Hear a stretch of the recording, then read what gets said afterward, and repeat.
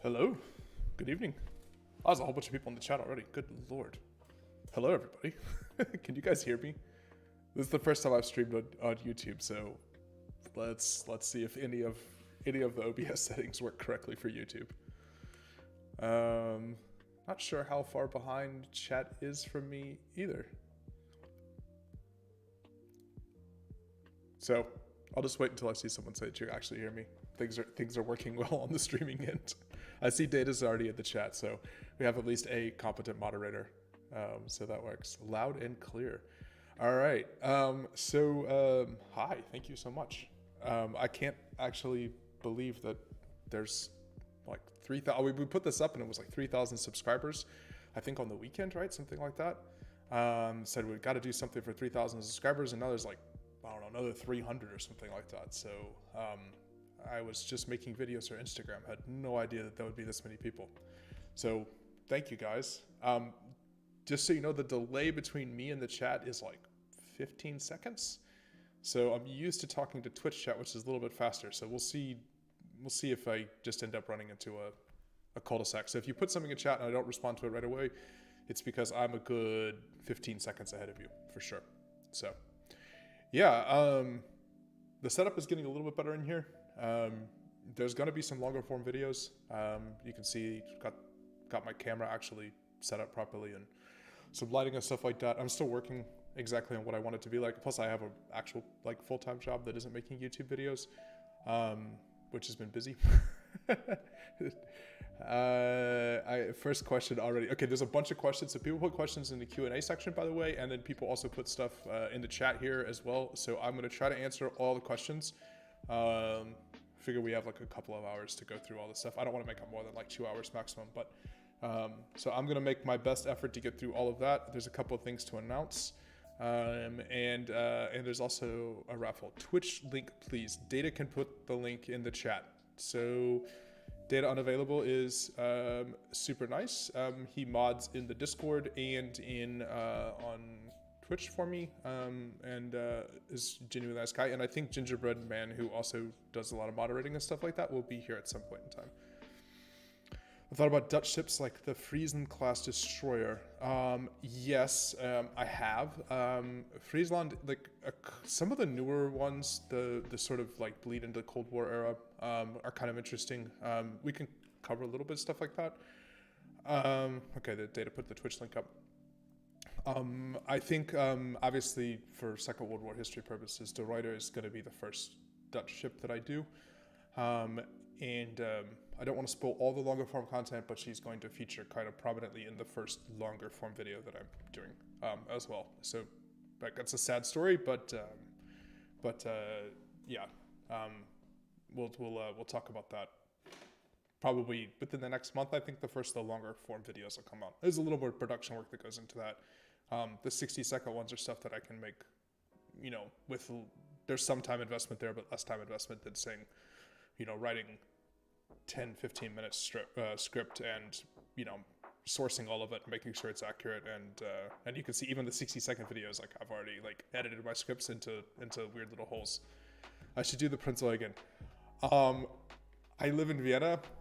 Prinzeugen is one of the sort of like patron saints of the city out of the Habsburg Empire.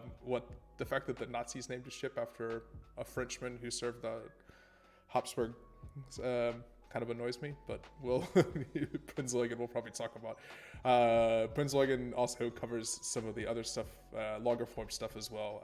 So like the Operations Crossroads and the like would be kind of interesting to do. So let's do the first thing first. So I'm going to try to share this browser and let's see if this works correctly. So one of the things that I've been working on the side, Prinzeugen the monitor. Yeah, we can. Well, there's a bunch of stuff named after Prinzeugen. So if you want to, we can just cover the Belvedere Palace if you'd like to. I'll go across the city and make a vlog of the Belvedere in the Art Museum and his old palace. All right. So the first thing is, hold on. Let me make sure that I'm doing this and also not like sharing half of all of my screen here. So the first thing that has been working on is this. So we have merch. We have some new t-shirt designs and stuff like this. So these are all custom designs that I've done. Some of you kind of, if you're on the Discord, and Data can share the Discord as well. If you're on the Discord, some of the stuff may have already been teased or spoiled or something like that. But these are all custom designs. So I started out with some battleship designs. Do one on Kamchatka. So for example, here, like this is Yamato's turrets in vector design with Yamato on it. All of the merch is up now, actually. I just got it, the last of it I think went up today. So there's hoodies, t-shirts. So we did Yamato, Bismarck, and King George V here. So this is the royal. Who called it? he called it those designs for t-shirts. Yeah. So if you like battleships, hopefully the prices are relatively reasonable because they're going through Streamlabs. They can be shipped anywhere in the world. So there shouldn't be any issues with sort of getting them shipped and ordered and stuff like that. This is like a standard t-shirt. This one has two prints. It has obviously it also has my logo on the side here, and it's like a different quality t-shirt. This is why it's more expensive. And then there's several different colors of hoodies as well, if you guys like those. The link is shop.lastkaiser.com. Data, can you put that link for it? It was in Discord as well. Actually, I can do it too. I'm sorry, Streamlabs tells me I need to sign into chat in my own chat, which I'm streaming to. So apparently that's different for YouTube. But yeah, there should be a link in here. Okay, I cannot actually do this. Data, can you put it at shop.streamlabs.com? And also, I'm pretty sure the bot is up and running correctly. So if you do !raffle, the very first one of these t-shirts, so the Yamato one here, the very first one of these t-shirts is going to be for someone who's watching on the stream today in the raffle. So literally the first one, not even being shipped to me, but the very first one will go out the door to somebody here at the end of the stream. So if you want, it's !raffle, and it'll go out the door to you. Definitely getting a black Bismarck hoodie for Christmas. All right. I didn't do it in black because it's in black text here. I think it's in dark gray. So I think your colors are this dark gray, blue, or this maroon color for the hoodie. If someone wants to try though, So it's !raffle. Somebody in the chat, Data, you can do it as well. Moderators are eligible. It's open to anyone. YouTube rules. Did we get a response? There you go. So there you go. The Magical Lemon is the first person in the raffle. So anybody over the course of the day, you should be able to join the raffle over the course of the stream. And like I said, the very first one of these, it's the Yamato t-shirt. The very first one of these Yamato t-shirts will go out to somebody here watching on the stream. So that's the first big announcement. And hopefully you guys like the designs. I am not an artist by living, so doing the vector art was, I had an idea of what I wanted to do. And I don't know if Furabaka is in the chat at the moment or not. I'm looking to see, I don't see him in the chat. But Furabaka has contributed a lot. He's the one who did my logo and other graphics for the stream and for the YouTube channel and stuff like that. Those designs look really cool. Well, thank you. I'm glad. I hope you guys enjoy them. I tried to make sure that they're at reasonable price too. Like t-shirts are fun. You kind of want to be able to pick them up. Like you could put like extra stuff on them, or these different t-shirts and make them quite expensive. And I think they're like $20 US. So hopefully that's pretty reasonable if people want to pick up a t-shirt or something like that off the channel. All right, so let's do that, and hopefully you guys all join the raffle. And good luck. Hopefully someone wins. Cool t-shirt. Data, if you can just kind of remind people during the day. I don't think, let me just double check here, if I have it set up to continuously remind afterwards or not.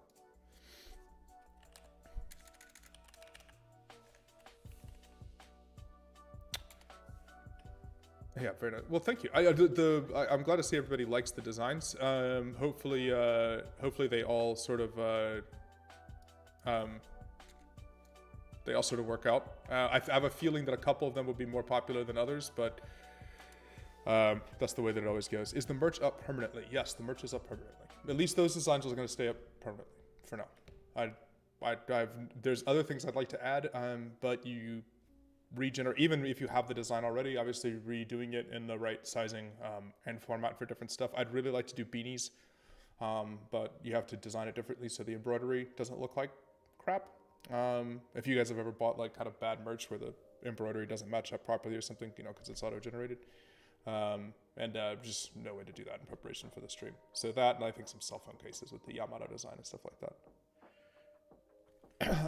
So let me I think I can actually configure it to the bot to do it on YouTube, but we'll skip that if you want to pay attention to it. All right, so I see 5 people, 5 people in the giveaway. So we'll close at the end of the stream and then pick a winner.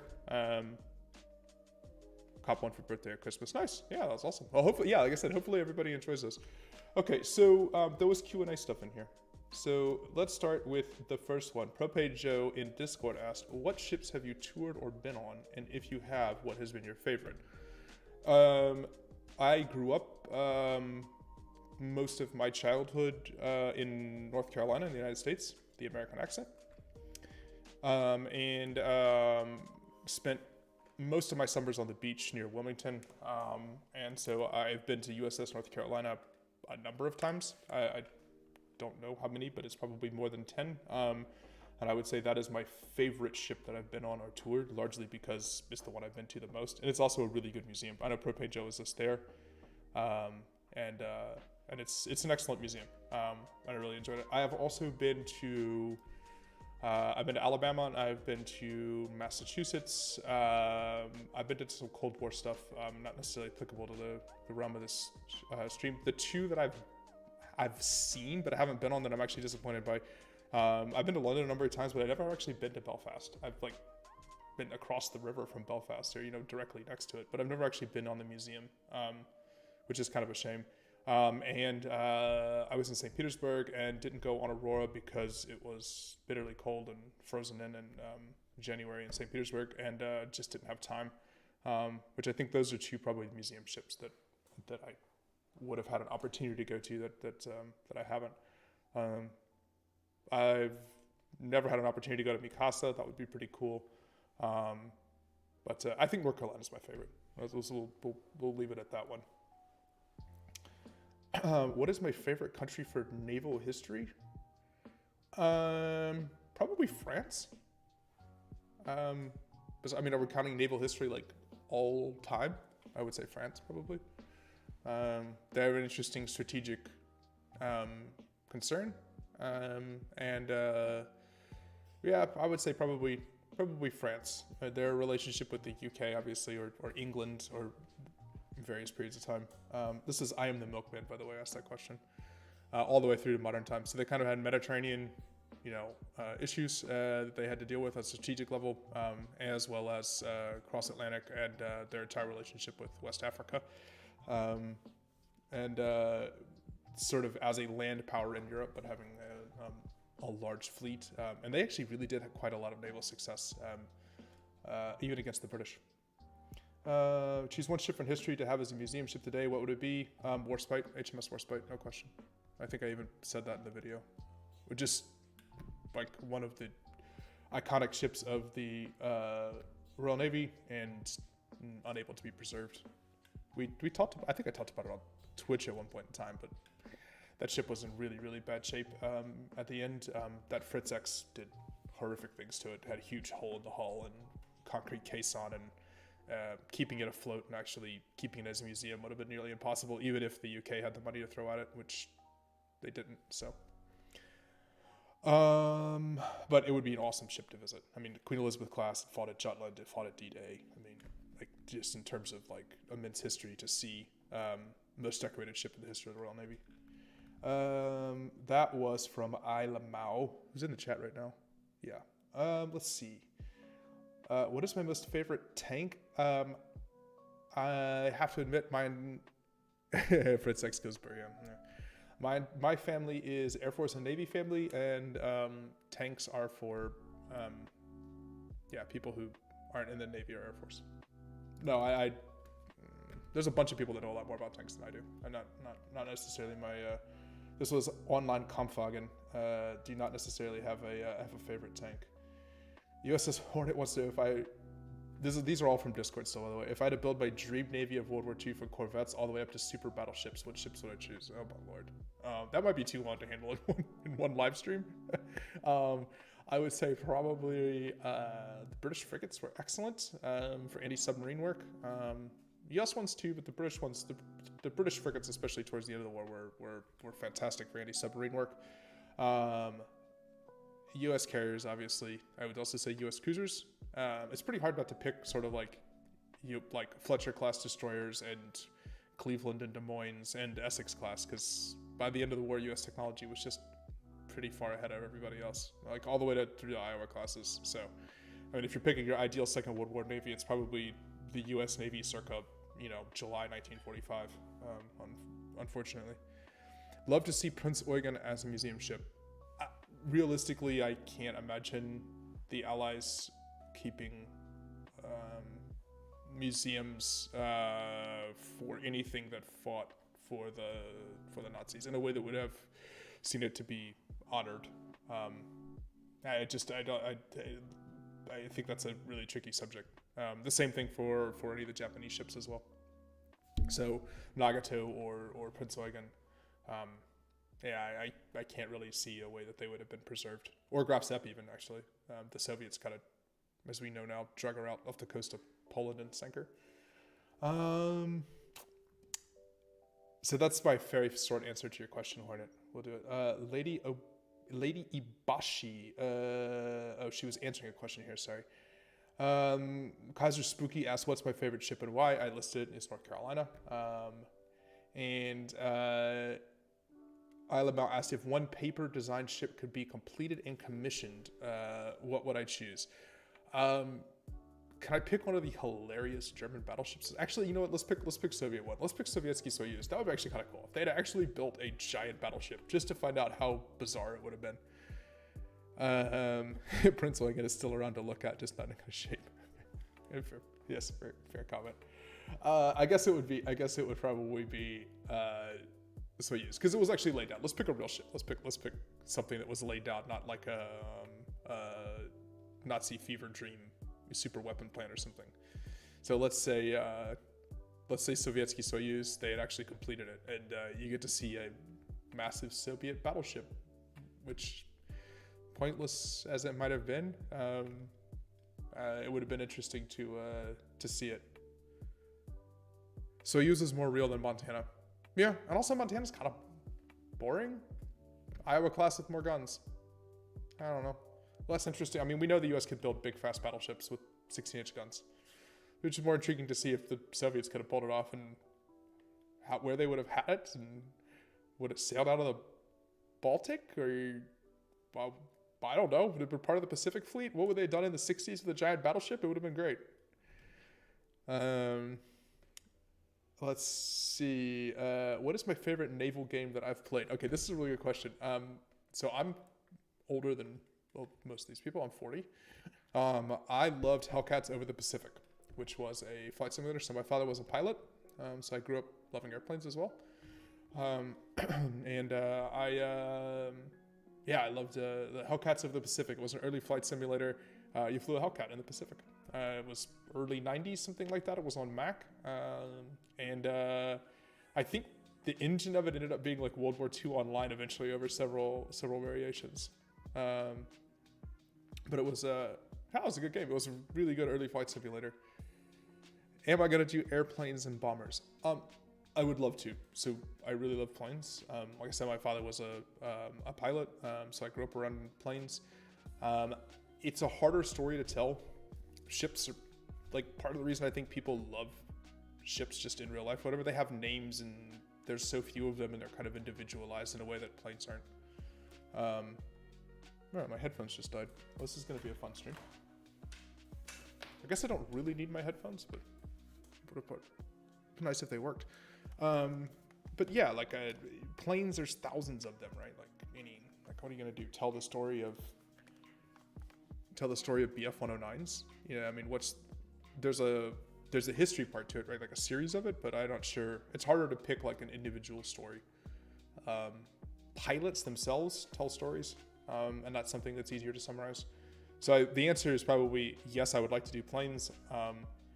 I don't know how to tell a good story about planes. There are people that do it. When I kind of work out a way to do it, then I'll do planes. Let's see, what else?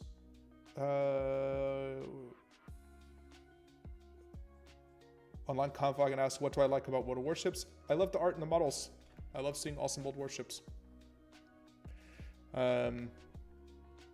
That's pretty much it. Like I like seeing the old. I like seeing the detailed models. It's kind of fun to sail around. Nothing about the combat is actually realistic to how primarily gun-armed capital ships would have fought, but it's cool to see the models and everything. All right. There are more people in the chat than are in the raffle, so I see Data spamming it, but join the raffle. Hopefully you win a shirt. This is pretty funny. So it asks, would you consider branching out to aircraft and tanks? I'm the milkman in Discord. I think I already answered that one, actually. If I could have served aboard any ship during the Second World War, what would you choose? Can I pick something that served like out of the primary combat zones? Because let's be serious. Serving on a ship in one of the primary combat zones was probably a pretty horrible experience. And I could have been on an convoy escort in the Arctic, or sweating like crazy in the South Pacific and having someone attempt to bomb your ship on a regular basis, suffering from disease and other stuff. Have I been on HMS Belfast? No, I have not. It was the first question. I think it was museum ships. I have been to HMS Belfast. I've never been on it because I haven't had the time. The times I've been in London to like take an afternoon off and go visit the museum. So short answer is, I think realistically, I probably would not have wanted to serve on any ship in the Second World War. I think most thinking people's answer would be similar to that. But if I did, I don't know. In the Indian Ocean, part of the British Indian Ocean Fleet, that probably was the best duty that you could draw in the Navy. How did I come? Kaiser Spooky asked, how did I come up with my name? I live in Vienna, and which is the capital of Austria. And I don't know, there's a lot of, one, I'm kind of old for someone who like participates in gaming culture and stuff like that, or older, I don't know. So like Kaiser's kind of a joke about that, but two, the city of Vienna itself is just steeped in, you know, Habsburg era history. I live in a like Habsburg era building, and there was a there's a Vienna band that about 10 years ago, I could put the, I can't put the link. I forgot I'm not signed in to be able to chat in my own chat here. Let's see if I can do it. But they have a video which is quite charming, and basically singing about how the city of Vienna is actually the LastKaiser that's left, and I thought it was super funny, and I kind of know them through some other people, and so I just took up the name as that, basically based off of that. I was going by Kaiser before that, so hold on, let me see if I can put this in my chat here. Well, here you can listen to the first kind of lyrics here, but let me see here. I think I can put the link in here. So this is where it's from.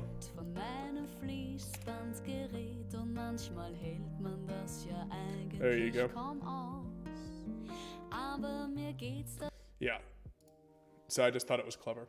And it ties with Vienna. For a long time, there's a very famous old cafe here, and there's a statue of Franz Josef that's in it, like a marble bust of Franz Josef's head. And he's wearing, they put some like Ray-Ban sunglasses on him. I always love that as well. It's just like, just these little tongue-in-cheek references to like a time. It wasn't that long ago. There's people that were alive now still that were born when, there's a couple people left that were born when Franz Josef was still the emperor. So, ties to that. That's fair use. I used a clip out of a song. Plus, I can always get a hold of them if I need to. I guess I can reach out to my friend. Let's see. I'm not going to answer. So, like, what's the flight speed of an unladen swallow? Come on. We're not answering this. Propane Joe asked to Discord, if the Bismarck had actually snuck out of the Atlantic undetected, how do you think the British and Germans would handle the situation? I have an incredible Austrian for an American dude. I have lived here for quite some time now at this point. So, yeah. Actually, I should say I'm Viennese. I would have no problem saying that I'm Viennese. I would have a problem saying I'm an Austrian, especially considering I was born across the border, not in Austria. Let's see. So the question was, if the Bismarck had snuck out into the Atlantic undetected, how do you think the British and Germans would have handled it? The same way they did Grafspeck. They would have chased it. They would have sailed everything out, and they would have chased it around the Atlantic until they cornered it somewhere and sunk it. I don't think the Royal Navy was going to allow the Germans to operate capital ships in the Atlantic. They would have done anything possible, much like what happened with Grafspeck. They would have rounded up the entire fleet and chased it as far as they could. Manol, thumbs up to you as well. Thank you. Data, I think, is busy like reminding people, but again, there's a raffle running for the new merch. For you, Viennese and Austrian are the same. Yeah, well, and for me, Bavarians and Germans are the same. What can you say? You know, you're all Bavarians to me. If I could name, I'll get a Discord. If I could name a fighter squadron, what would I name it? Shooting Stars, Grim Reapers. I don't know if I have a good answer to that question. Shooting Stars is so good. Grim Reapers is pretty good too. Should have waited for Turpins and Graf Zepp. Well, to be finished, you're talking about Bismarck sailing in the Atlantic.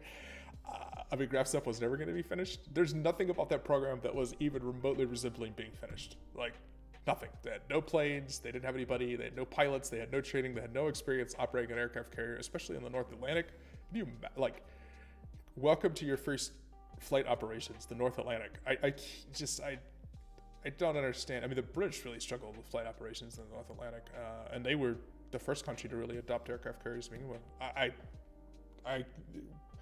Graf Zepp is one of those German fever, like Nazi fever dreams that I don't really think had any realistic chance of ever being a weapon system that worked. There was no dedication to it. I love how they had hope and that was it. Sure. Yeah. And I don't know if Tirpitz and, I mean, Gdansk in Scharnhorst operated together, but again, they didn't operate out in the Atlantic proper most of the time. And I mean, to some extent, I think both of those are better ship designs than Tirpitz and Bismarck anyways. Doc, the other mod, is in the chat at the moment, and I know he has strong opinions on the way Bismarck and Tirpitz were designed. Basically, they were kind of flawed weapon systems, overbuilt in some ways and underbuilt in others, and a little bit probably outdated compared to some of the newer battleships. I think it's kind of telling that King George and Duke of York were able to, King George and Prince of Wales were able to fight it fairly effectively. And then Scharnhorst really struggled, obviously, against Duke of York. USS Worcester. Am I going to do it for 60-second warships? Probably, at some point in time. It's an interesting design. I mean, it's basically like Cleveland's grandfather, right? Like, Cleveland and Atlanta had a giant radar-controlled, insane firing rate baby. I'm doing GCSE history. Are there any important naval battles, ships, and events to know about? I mean, throughout history, there's definitely influential battles, but I'd say most of important stuff in naval history is like the strategic importance of it, right? The ability to control, to blockade. I mean, the Royal Navy's monstrous effect in the First and Second World War were Germany missed out on 15 years of battleship. Yeah, they did. To be fair, a lot of people stagnated. The Japanese may be the only ones that kind of stayed on top of it. King George V class for the videos. Yes, we're gonna do one. There's also, I made a King George V t-shirt. Okay, is everybody happy about that? Like, it's a cool design. It has King George V logo on it. Okay, his personal logo.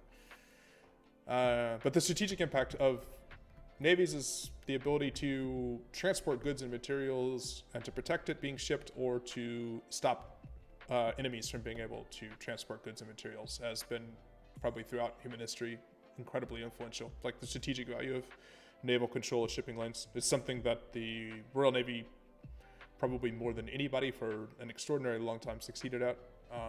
And the U.S. Navy started that way, right? The first U.S. Navy ships were designed to protect U.S. shipping interests in North Africa, fight off Barbary pirates, and provide protection for shipping. So from a historical perspective, that's boring. Like, logistics is always boring, but that's by far the most important part of naval power. The only good ships the Kriegsmarine built leading up to and during World War II were U-boats and the Elbing-class destroyers. They really struggled with seakeeping on all their ships, so that's kind of true. So, true story, all those like pretty bows that you like on Admiral Hipper and Prince Eugen, and you're like, that sexy German Atlantic bow look was all forced on them after the original stem-shaped bow was a complete failure. They struggled with seakeeping in the North Atlantic. Would you consider doing ship insignias or aircraft squadron insignias on shirts for merch? If it's for use, and I had access to the art, there's some. I would prefer to stay out of trouble with copyrighted items and stuff like that. So if it's fair use, some of that stuff yes, some of it no. It would really depend on which one it was. Something like this, which is, the stuff that I've done now, all of that is obviously free use or my own designs. So there's no issue with that. But I'd prefer to kind of stay on without causing too much. It's the same thing with the videos. Best as I can, I'm using only public material. So if you're like, why isn't this picture of such and such ship included in one of these videos? It's because I can't, with some certainty determine that it's actually free use. It's not like a continually copyrighted and licensed photos. Some of those most famous photos of the Second World War in particular are still owned and under copyright by the photographers that took them, or the agencies that employ the photographers. How about I-400 type submarines? I haven't done submarines yet. It's possible. Submarines are kind of like planes where there's large numbers of them, so it's a little harder to tell individual submarine stories. There's a few that you can tell. German destroyers were so incredibly unstable they needed about a third of their bunkers filled because otherwise they would be at the risk of capsizing. I mean, true story, the Japanese also struggle with that, right? like overbuilt the armament on a number of the destroyers. The Fubukis had to be remade. Most of their heavy cruisers struggled perpetually through the whole war. Since they couldn't backfill empty bunkers to see what it meant, they only had access to two. Yes, that's true. They had limited range due to not actually being able to use all their fuel. Design. Who needs engineering, right? Have you seen classic war films? Yes. So again, I'm a bit older, so I grew up on a lot of these things. Bridge Over the River Kwai, The Longest Day, I probably watched more than any other movie ever, just because it was by the only VHS tape we had. Post-Fubukis were heavily armed, yeah. Battle of Britain. I have a couple of books I wanted to talk about too here on the stream, just books that I think people would actually like as a recommendation. U571, Dust Boat, obviously. Yeah, there's a bunch of good classic war films. What I'd really like to do is there's some really good Russian ones, which I haven't watched enough of. I have watched Eisenstein's like the classic Eisenstein films from right at the end of the First World War period. Japanese special type destroyers are borderline light cruisers. I mean, the strategic problem that the Japanese faced was that they needed to be able to sink they needed to be able to sink battleships with destroyers, basically, right? Or they needed to be able to sink battleships with cruisers, and they needed to be able to sink cruisers with destroyers to make the numbers sort of work, right? So they built those massive. I mean, their cruisers are much more heavily armed than almost anybody else coming into the war. I mean, you look at heavy cruisers, the Japanese heavy cruisers, compare Myoko or Mogami to anybody else's heavy cruisers, especially when you consider the torpedo armament. They're massively heavily armed, and the destroyers are the same. They were much bigger. Take a Farragut class U.S. destroyer, right, and compare it to a Fubuki. Larger displacement, more heavily armed, especially torpedo armament, obviously. But yeah, I think all the Japanese ships were upscaled. It's really weird because their airplanes were downscaled, but their ships were probably just across the board. Their battleships were bigger than anybody else's. Their cruisers were bigger than anybody else's. Their destroyers were bigger than anybody else's. To some extent, their submarines were bigger than anybody else's. The Japanese Navy loved big things. Yanami tried to sink Washington. It did not work out too well. No, that's, yeah. And when you miss with your torpedoes, that's interesting. That entire battle is kind of interesting because they had chances to torpedo.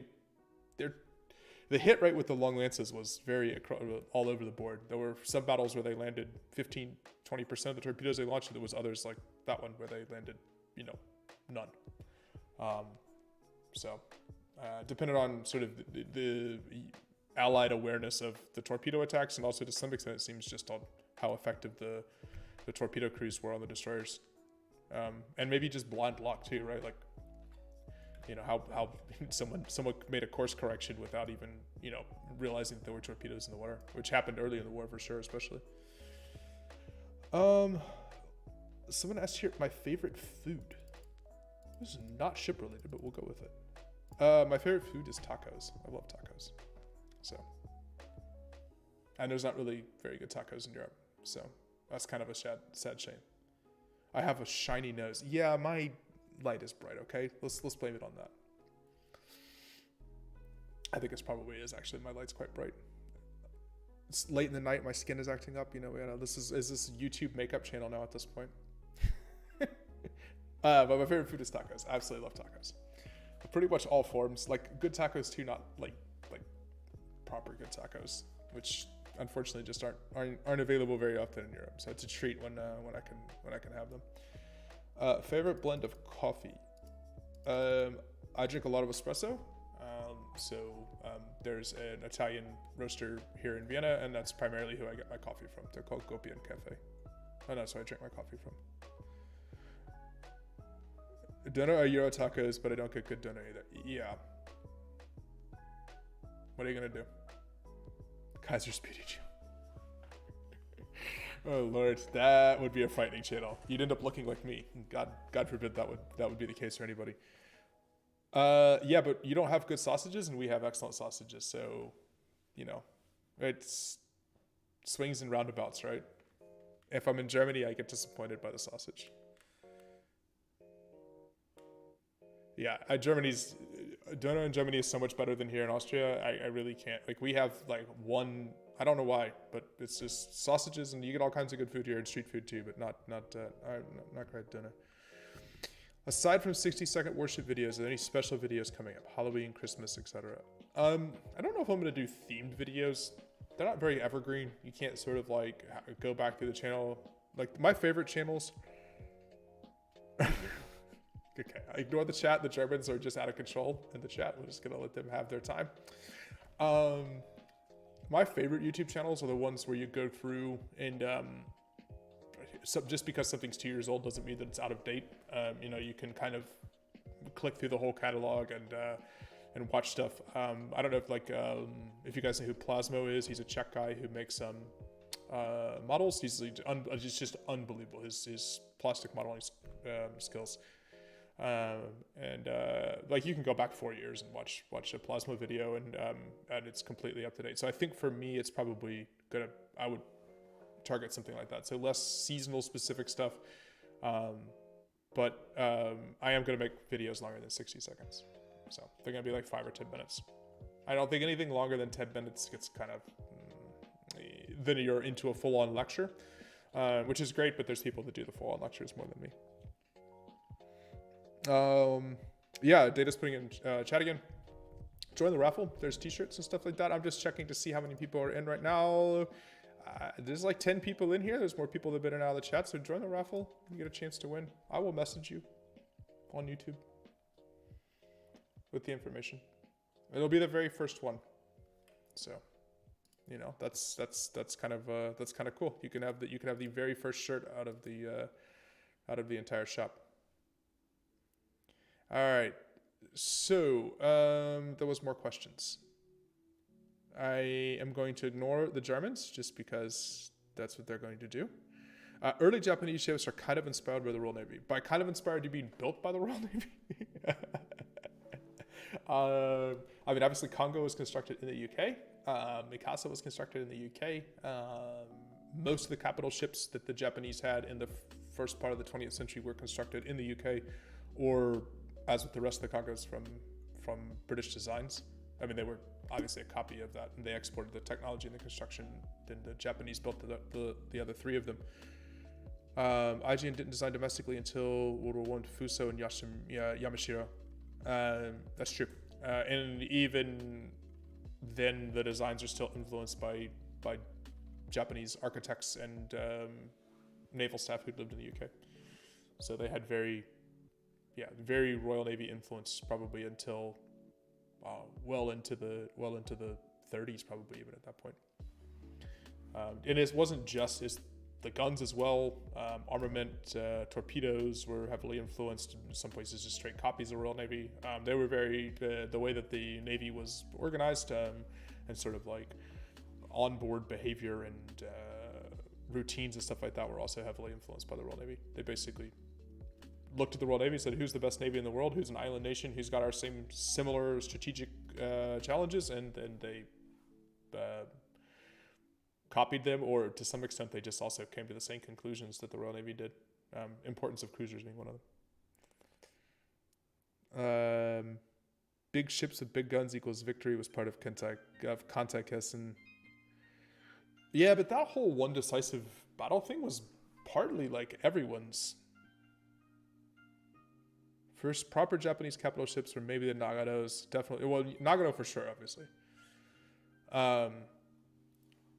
But the one, like, I don't know, to some extent because it has a name and because they built Yamato and Musashi, like people affiliate that with the Japanese. But that one decisive battle was, I mean, the U.S. Navy was designed around that front as well.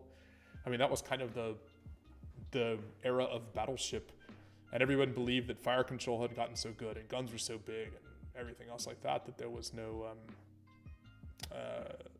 that was the universal consensus probably in like 1925 of 1927 of what a Second World War was going to look like. It didn't play out that way, but everybody sort of reached the same conclusion. Hey Terrible, how are you doing? Chicago class carrier is by far the best carrier design of the Second War for you. I would argue it's the Yorktowns, which basically became the Essexes, which became the Midways, and was the backbone of the U.S. carrier fleet for. I mean, that core design was fantastic. Shikaku and Tsukaku are awesome fleet carriers as well. Quality over quantity, World War II Germany. I mean, that's not necessarily true, though. I mean, they built large volumes of... It's just the stuff that they built large volumes of wasn't very high quality. I mean, there's some extent where we focus on the minor numbers of super weapons that they built, but the reality is that they fought a war mostly with Panzer IIIs and Panzer IVs and early model Bf-109s. And wait, did Doggo... What is hold on for a second. Let's see. We can get Doggo on the stream. Hold on. Your potato YouTube has me at 480p. Well, apparently I have a shiny nose, so your 480p YouTube is probably saving you from having to look at my shiny nose. So hold on for a second. Apparently the Doggo is... the official dog is up and about. Let's see if we can find her.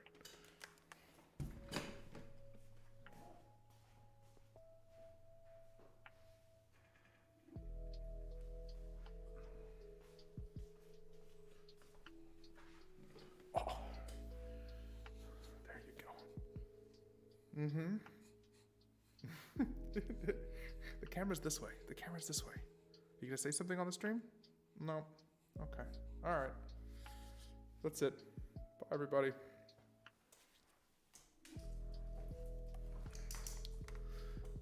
I guarantee she's gonna want to let me out. She's gonna want me to let her out of the room here shortly, because I'm talking and I've interrupted her evening napping time. So. I have had to retake several videos, by the way, when I was narrating them, and then she started barking in the background. Doggo. Come on, I was out of the chair for like 3 seconds. You don't have to all hear the chair, dude. I was out of the chair for 3 seconds. You grab sunglasses to protect from my shininess. Hold on, let's see. If we turn the light down, is my nose slightly less shiny? Come on, people, jeez. Let's see, is that better? Yes, she is a terrier. That is the only description I can give you. She's a terrier. Like 8 kilos? She's cute. Mostly she sleeps on the chair behind me. What do I think about converted ships? Kaga, Akagi, HMS Eagle. Can we throw Lexington in that category? Lexington was awesome because she had 8-inch guns for a long time. I don't know. They worked pretty well for the most part. They were all too heavily armored, and they were too heavy, and they didn't have the carrying capacity of the next generation of fully designed carriers. So I think that's probably the biggest difference there, right? Like those hulls were not designed for carriers, so they were less efficient. But obviously Kaga and Akagi were very successful. Lexington was very successful. But I think it was pretty important early in the war. For the converted carriers were a huge part of the early war. All hail mighty chair. All right, I still have some more questions here. I said, favorite blended coffee. Yes, I drink a lot of espresso. So, favorite candy. I don't really have a sweet tooth. If you saw in Discord, by the way, if you guys aren't in the Discord, you should join the Discord. Data, all the regular bot commands work here. It's the same bot. So, I think I have a Discord bot in here. Actually, I think I can do it myself.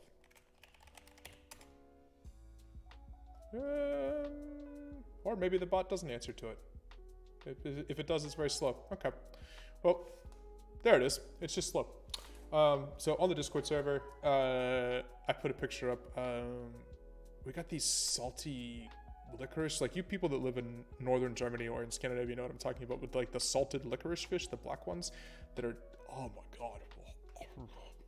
No, that's my least favorite candy. And I'm not a big candy person. I don't have a huge sweet tooth. What am I watching on Netflix or Amazon right now? Oh boy. Man, what have I watched recently?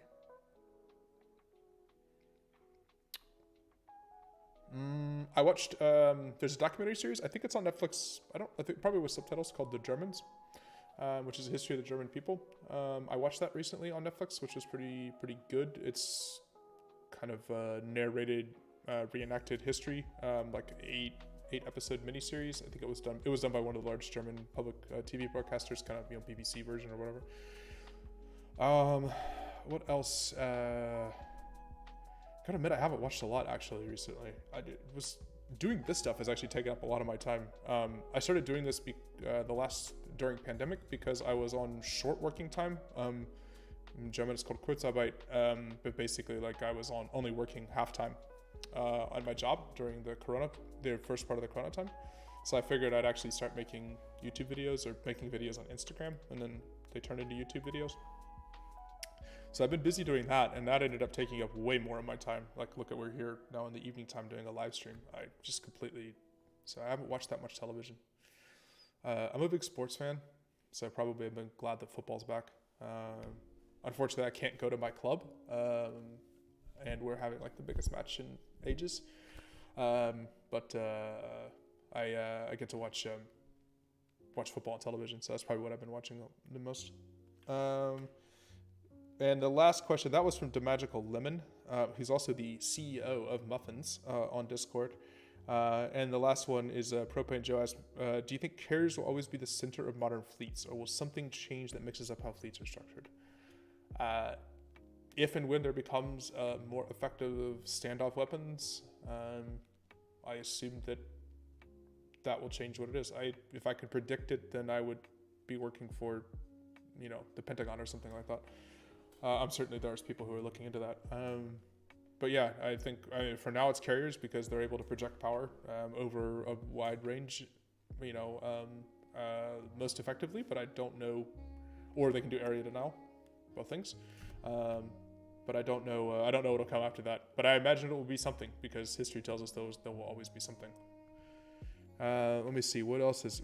Boy, chat is. Pitbull said salva salva. Hello to you as well. Sorry, I didn't. Chat just jumped away from me here while I was answering a few things. And all right, so I need to scroll up here. All right, so we have doggo questions. Everybody likes the dog. She's adorable. Graf Zeppelin was the best carrier. Graf Zeppelin was a terrible carrier design. We should just address this. Graf Zeppelin was designed like it was a converted battlecruiser, but it wasn't. It was designed to be an aircraft carrier. It had a weird hangar layout. It had elevators that were just not practical, as the US would have discovered and the British discovered earlier on in carrier development. It still had like lots of surface weaponry, even though by the early 1940s everyone had discovered that surface weaponry on surface weaponry on carriers just took up space. The aircraft they had designed for were awful for carrier aircraft. Graf Zeppelin was just a complete titanic waste. It was not a super weapon. It was a terrible, terrible ship. So I will continue to bully Graf Zeppelin. People seem to act like if the Nazis had a good carrier, well, maybe they would have, but it wasn't going to be Graf Zeppelin. Data argues that those awful fish licorice things are good. I would rather eat a raw fish, which is less salty and weird than those licorice things are. Discord link did not work for you. Okay. So can we just put if the Discord link is not working, I'll go the actual this link always works for Discord. It's also in the YouTube channel and etc. But that definitely works for Discord. So if you're not in the Discord, you can follow that link. Maybe the bot has an old link or something like that. We'll have to get that fixed. The Magical Lemon. Oh, that was your question. Yep. Okay, so RXSH, that is not easy to say quickly. We're going to have it out about Graf Zeppelin, maybe at a slightly different time. I would say bad ship design, out of date, no experience with naval aviation, and even if it was a good ship, they had no planes to fly off of it, no pilots that were able to do flight operations in the North Atlantic, or crewmen able to service them. It was way too late to start designing a carrier. This is one of those sort of like Nazi side plans that didn't go very well. That would be my argument with Graf Zeppelin from top to bottom. Doc, the enough time GZ needed to become a good ship was the amount of time it takes to tear a ship back down to keel and completely. Wow, okay, that's meaner than what I said, but Gingerbread says, imagine actually working during Corona. I mean, it was halftime, okay? I'm back full time now, so. Austria's playing football right now. Yeah, but the national team? Come on. Carriers the centerpiece of offensive fleets. Anti-ship cruise missiles are the centerpiece of defensive fleets. Depends on what you mean by defensive, right?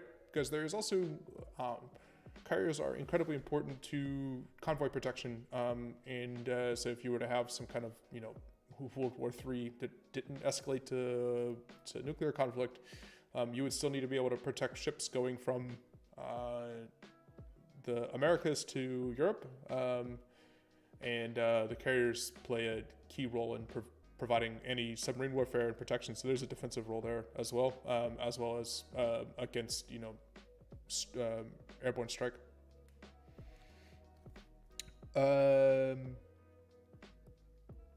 Before flying carriers, hey, we've all watched the Marvel movies, okay? Those are very, very technologically accurate, okay?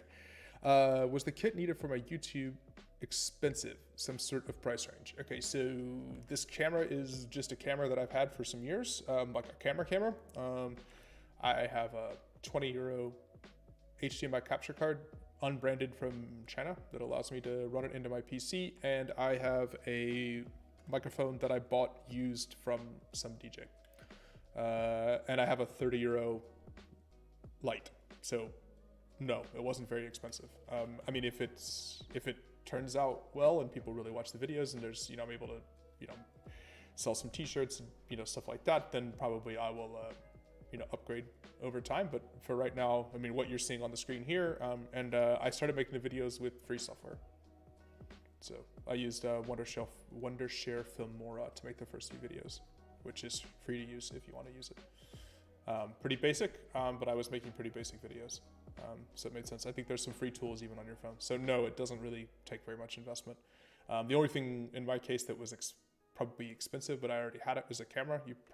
Most people have a camera, but you can also use like even your cell phone. At this point, the video quality is pretty good. Do I think battleships are completely obsolete, or is there a way to make them effective again for modern times? I think they're completely obsolete. They require way too many people. I think that's probably the biggest thing. Remember, the whole thing with the Zumwalt class was, oh look, we can do this with, we can have 78 people or 70, whatever ridiculous number they made up. I think it's closer to 200. But yeah, I mean, I think modern sailors in modern navies are much more expensive to recruit, train, feed, provision, care for than necessarily in the past. Just battleships with 1,000-person complement just is completely impractical. Whether you think big guns are practical, that's another thing. But in terms of ships of that size with that much crewing, unless it's an aircraft carrier, I can't imagine anybody doing that anymore.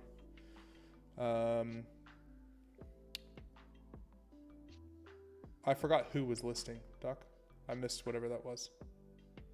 I'm trying to follow the chat here. Oh, by the way, hey Gingerbread. Gingerbread's the other mod. People be nice to Gingerbread.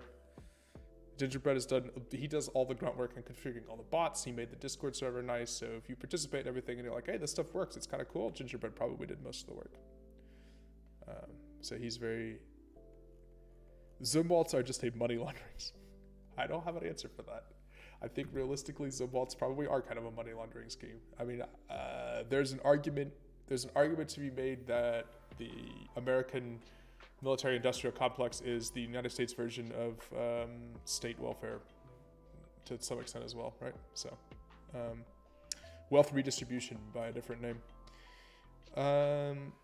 Japanese Navy are refitting their Izumo-class helicopter destroyers into light carriers. Yes, they are. Japanese are modernizing quite a lot of their military at the moment in time, to a debatable amount, given their neutrality. I think the Chinese are quite unhappy about it, and that's a whole discussion for another time in terms of this strategic thing there. But yeah. Hello, Marcus. How are you? It's Marcos actually. Hello, Marcos. How are you? welcome. If you guys joined recently in the chat, because people are coming in and out of the chat here, Data is listing it, but there's a raffle ongoing. I'll switch over here for just a second. I'm not, just double check and make sure I'm not sharing my stream key or anything like that. But we have new merch in the store. Well, by new in the store, I mean anything new. So there's Yamato, Bismarck, and King George V. And also have them in hoodies as well. So if you like battleships and stuff. And this t-shirt here is in the raffle. I think it's actually going to be in gray. I think it's in gray. But this t-shirt design is in the raffle. It's the very first one. So this is not even like the sample. It's the first one that comes out. Will go to somebody watching here. So hopefully type raffle, ! raffle, follow it, and you'll get a chance to win it. And as I said, the moderators are also YouTube. I need to make sure that everybody is available to have a chance to win it. Anyone watching? All right. If railguns become a thing, naval gunnery may return. Missiles and planes can be shut down. Stopping a rail projectile isn't easy. I don't. Yeah, I don't know. I'd like to see them work. I'm also not a physicist, so I guess there's a thing. Oh, wait! I just missed. Thank you for following. Thank you for subscribing, Marcus. I missed the alert right as I was changing scenes, but thank you very much. Yeah, I think. Yeah, I don't know. We'll see. If someone delivers a working railgun, I think that will be the first part, like an actual working railgun that's mountable, and is accurate and is deliverable at a considerable range, a range where it's effective against anti-ship missiles. Their effective range is roughly answering it in chat. Have I played Subnautica? No, I have not. Like I said, I'm not. Submarines haven't really been my thing. Like, I'm aware of them. Also, there's a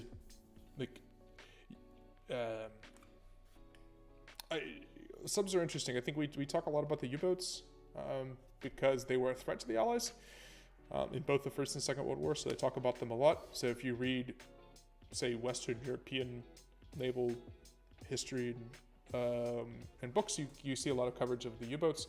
And the Soviet submarines were quite effective in the Second World War. Soviets have a very proud long submarine service, and I don't hear much about that at all. And the Cold War obviously was in many ways largely a submarine war. In terms of the naval interaction, it was either ASW both sides or ballistic missile submarines hiding out, that kind of stuff. And the U.S. submarine force was obviously monstrously effective in the Second World War, much more effective than the Germans. But, by far the most effective submarine force of the war, but the U.S. liked to not talk about it because submarines were bad. They were violent. They sank civilian ships. They kept the focus on the German submarines, despite the fact that U.S. submarines were sinking anything with a Japanese flag related across the entire southeast, or southwestern Pacific. But anyway, I don't know. There's other people that know a lot more about submarines than I do, or follow them a lot more. There's actually a couple of amazing YouTube channels with submariners in them. And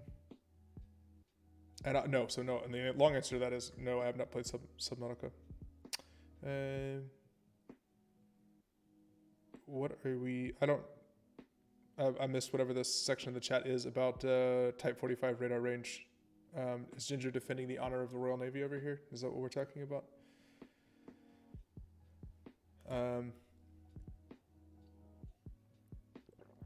To actually shoot down a fighter, you need high-tech aiming radar, accurate guns, because all jet fighters have Mach speed, not to mention they have missile cook. I mean, honestly, to tell you the truth, like, we haven't had late-generation jet combat, air-to-ground or not.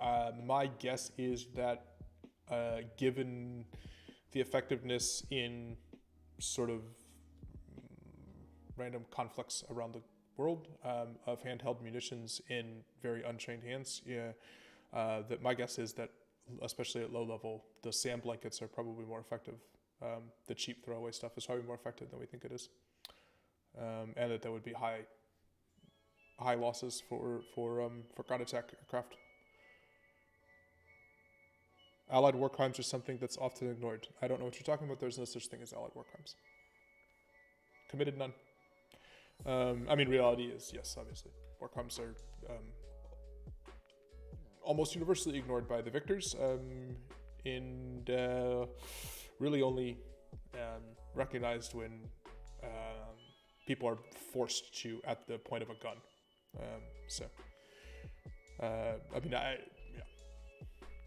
It's an unfortunate truth of history across the board.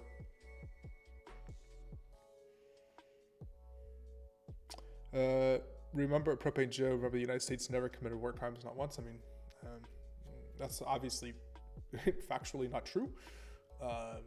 Probably the majority of American war crimes were committed against other Americans in the Civil War, which was a horrifically violent war. Yeah, saw a lot of terrible violence against civilians, etc. Just because it's the only land war in recent history the U.S. has fought on its own soil. But yes, the United States military definitely committed war crimes.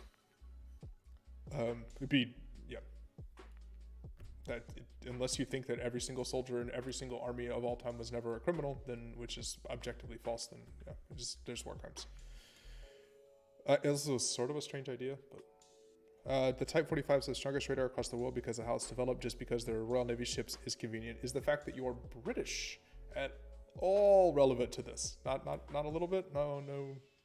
I saw, by the way, you guys, the Royal Navy put out their entire fleet. They fit into one photograph. The Austrian fleet, by the way, is 2 patrol boats. I think there's 2 patrol boats in Austria now at the point that run up and down the Danube. That are technically in the Austrian military. There's no navy anymore, but you can have all the fancy stuff you want once the Shielka fires it. Yeah, I think a lot of that close range stuff is pretty filthy. Russians still have battlecruiser. Yes, Russians still have Kirov. How functional some of those Soviet designs stuff from the 70s is a large question.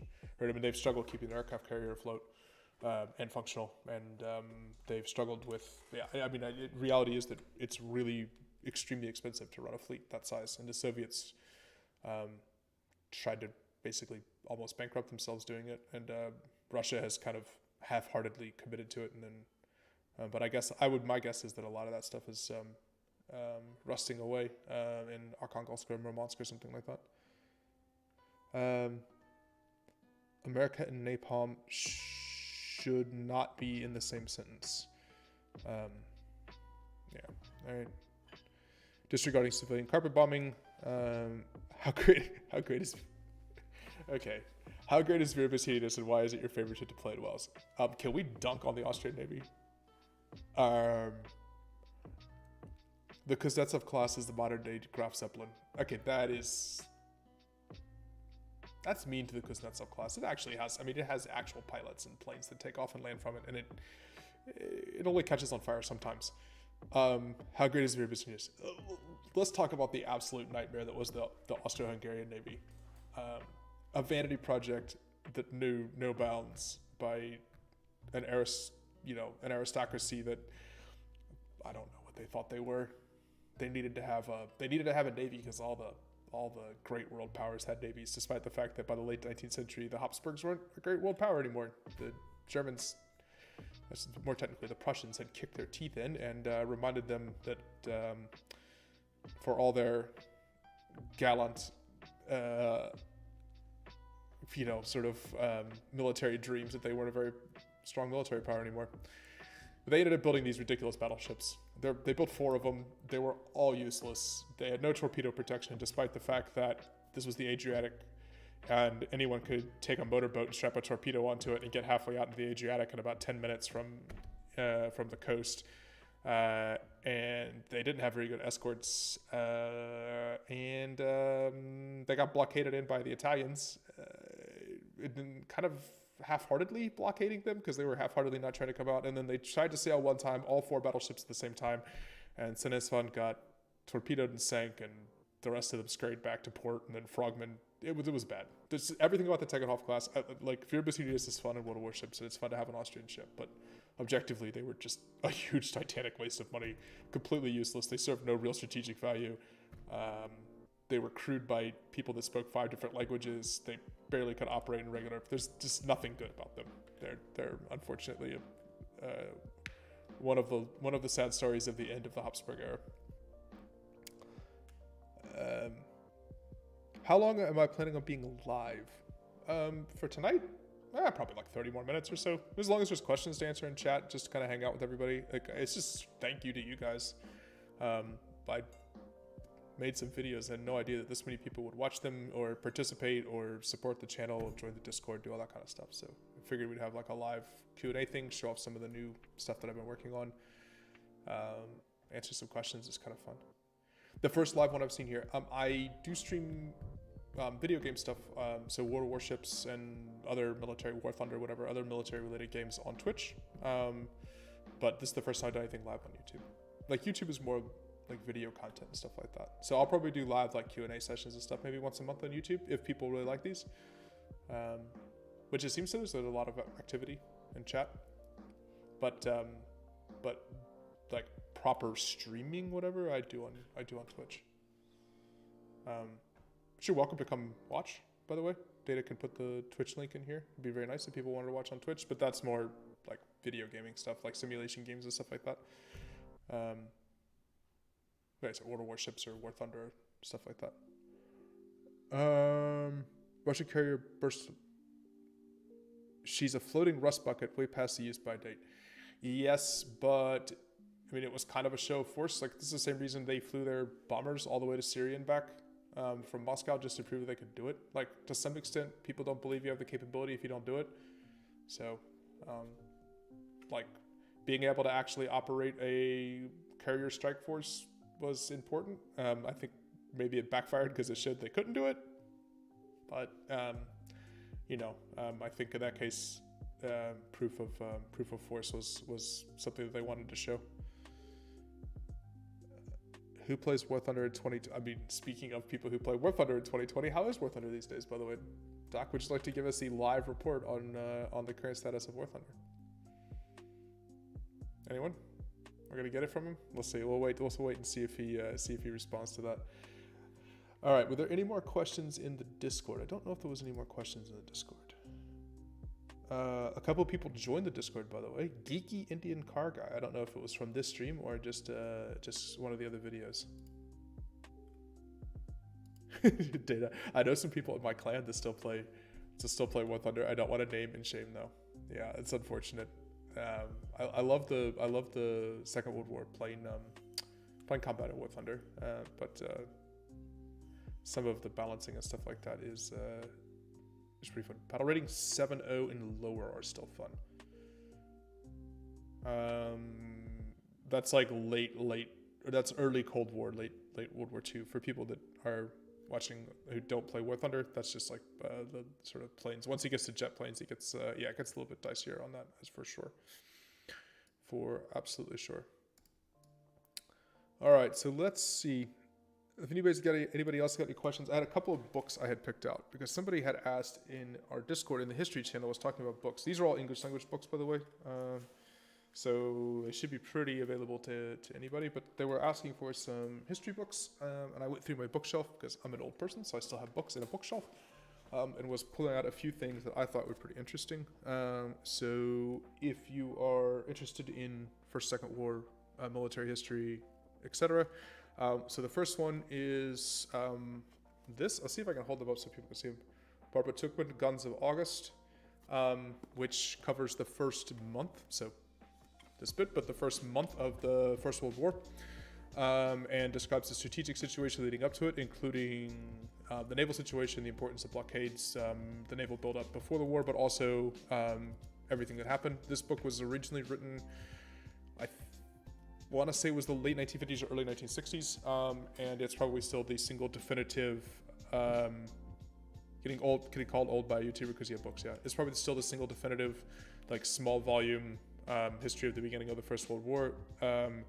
It's excellent. Would really highly recommend it. So, yeah, Guns of August. It's just a genuinely great book. It's one of the great military books of the 20th century. It did win a Pulitzer Prize as well.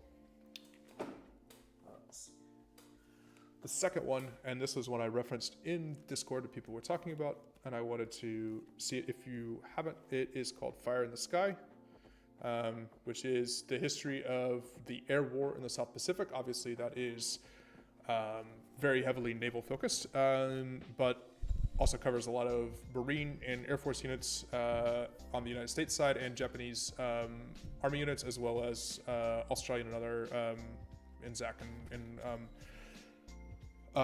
and other allied units, and it's very deep. Like, this book has everything you ever wanted to know about the air war of the South Pacific, but it's quite interesting. It touches on personal stories as well as the equipment, the strategic and tactical demands. This is an excellent book. It's probably the best book. It is the best book written about air combat in the Pacific theater. But there's a number of good books about air combat in the Western theater, but very, very few probably on the Eastern theater in terms of on the Eastern Front.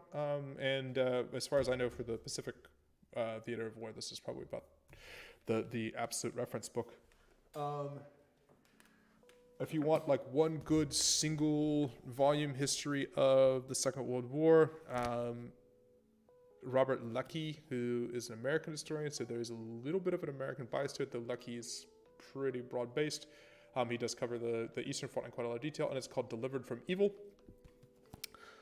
which is, I think, probably the best single volume history of the Second World War. It starts with quite a lot of the build up to the war, and good summary across the board.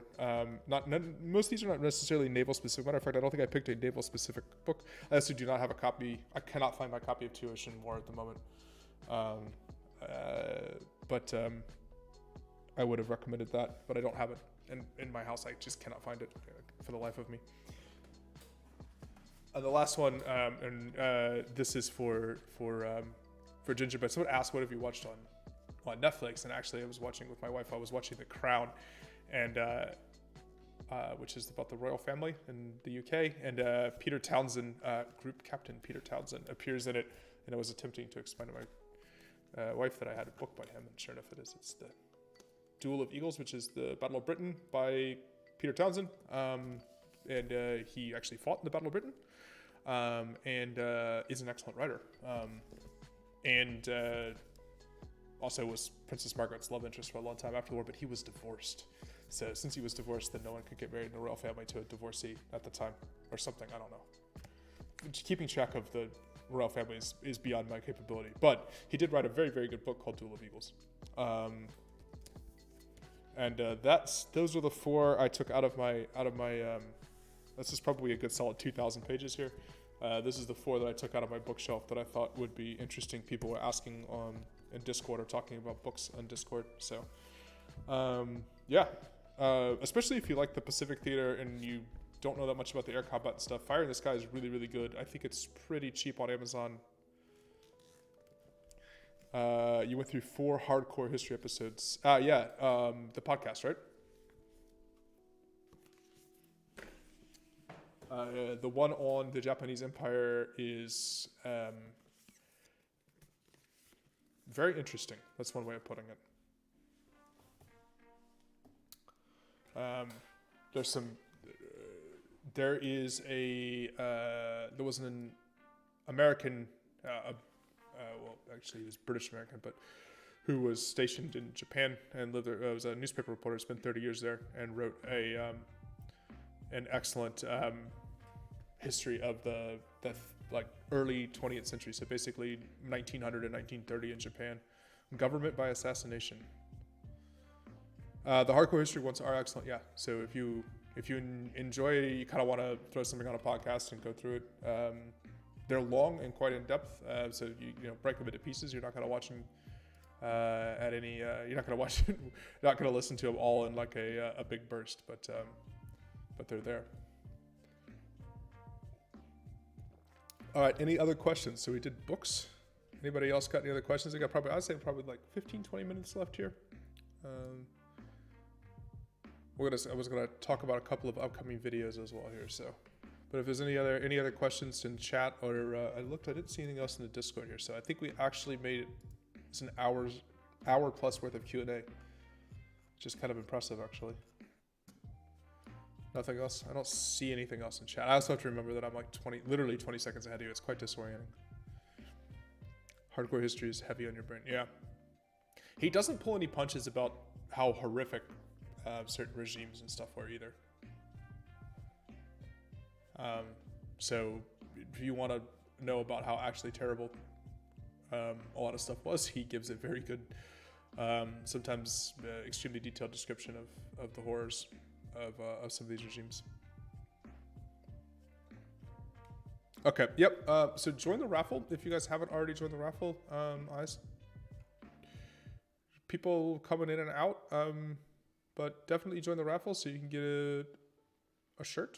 Like I said, it's going to be the very first one. So I'm going to close it here in, I don't know, 15 minutes or so. Probably, like I said, 15, 20 minutes, we'll close it. So a couple of things. So we want to talk about upcoming ships, upcoming videos and stuff like that. They're going to happen on the channel. So I'm trying to do two of the 60-second videos per week now. This week's a little bit delayed because of prep for the stream and doing merchandise and all that kind of stuff. So I'm a video behind at the moment. But I'm working through like a huge list that I have from the channel. So people keep leaving comments, which is great. I can't believe how many comments are on every video. And people put all kinds of suggestions. There's no way to get through all of them. The big ones though, that are upcoming in the next 5 videos, Fubuki is gonna be next. So when you see it pop up in your feed, don't be surprised. I've already written the script, it's already done. So Fubuki is next. Was there a first aircraft carrier in World War II? No, we'll get to that. Let me get to that in just a second. But yeah, so Fubuki, King George V is going to be after that. Iowa, and a couple of others that are kicking around there. It's been really heavy on Japanese, German, and British ships so far to this point. Which makes sense. You know, I mean, they're the American, British, and Japanese ships. Hey skids. But so yeah, so to be Fubuki, it's going to be King George V, and it's going to be Iowa, the next 3. After that, probably Scharnhorst. Scharnhorst is a really cool ship. And then I want to do De Ruyter as well. So talk about Dutch ships. The end, probably the very tail end of a long, prideful history of the Dutch Navy at the time was called the Dutch East Indies. And De Ruyter's kind of, actually everything about that ship is sad, right till the current day where it's been, it's largely disappeared. It's been salvaged illegally over time. I don't know if I'm going to touch on the video or not. It's hard to fit a lot of stuff in 60 seconds in a script, but additionally, there's going to be some longer form videos, Essex class coming. I don't really know what to do with the Essex class. There's so many of them. So I tried something with the Fletcher class. I didn't love it by just covering the whole class, but there's a ton of US ships. But it's tricky with the US Navy ships. Otherwise, I'm just going to make like, I mean, how many Cleveland class videos do people want to watch? Right. So, I mean, I could do 8 Cleveland class ships. And they each have their own story. So the US Navy is actually tricky to handle. Special episode about the Kido Butai. So the first long episode that I'm going to do, so I'm working on it. I kind of got to get it to the point where I really like what it is, but there's going to be more talk to camera element to it. It's about 10 minutes long. The first one that I'm doing is the Type 93 torpedo. So I'm going to do 10-12 minutes on long lances, the strategic role that they played, the mission that the Japanese were trying to solve, you know, that led to the invention of them, their use in combat, their impact on combat going forward, etc. I have no idea when that's actually going to be released. It's time consuming, and I don't have a routine about how to do it yet. Like the 60-second videos, I now that I've made enough of them, I can kind of, plan my time and do them, and know how much time it's going to take. So the Type 93 one will be the first long one though. And then probably after that, it's going to be, some stuff, 10-12 minutes, probably not individual ships, but maybe Kido Butai or something on Arctic convoys. I'd really like to cover the Arctic convoys in the north. The Royal Navy's dedicated an enormous amount of resources to protecting them. They were huge for the survival of the Soviet Union, and the Germans threatened them constantly. Maybe the Mediterranean, maybe the British and Italians attempting to get, again, convoy support across the Mediterranean as well. But Type 93 will be the first one, the first longer video. How many Clevelands? As many as there are in Azure I have no idea how many that is. So dead serious, actually, really, I know Azure Lane's a thing. I know a lot of people that watch my channel enjoy it. It's I know enough about it to know what it is, but don't play, and I don't actually know every ship that's in it or anything like that. Ship of the class like Yorktana Essex, but cover the whole class as a whole. Amory, hello, hi, welcome. Z-Files as well, hello. Hi, people that are joining a little bit later. If you haven't joined please use the code !raffle. There's new merch. It was announced. Hold on, we'll do this one more time because it's kind of fun. So we have new merch up, and Data's putting the link here. So there's t-shirt designs. So these are all made by me, and they're also available in hoodies as well. And this one we're raffling away. I think it's in gray. We're raffling away this shirt, the very first one. So this is the first one out, the very first printing. So type raffle, and you'll get the sample. You'll get the very first one. It's exclamation point with an actual punctuation thing, exclamation point. Doc is my translator. Yes, Doc is my translator for anime items to things that I need to pay attention to. A few videos on the war in the Mediterranean. Yes, that theater does get ignored a lot. I've also spent a fair amount of time, like for personal reasons, I spent a fair amount of time in that part of the world, which is pretty awesome. Malta's really cool. If anybody does get a chance to ever go to Malta, there's a tremendous war museum in Malta, which is fabulous, which details a lot of it's basically the unsinkable aircraft carrier of the Mediterranean, and covers a lot of the war in the Mediterranean, and the role that Malta played with the Royal Navy. Is it one size, and can it be shipped worldwide? No, basically you get like a code, and then you pick the size and put in your address and stuff like that, and it mails it to you. There's distribution centers around, and so you'll get. I'll send you the information on YouTube.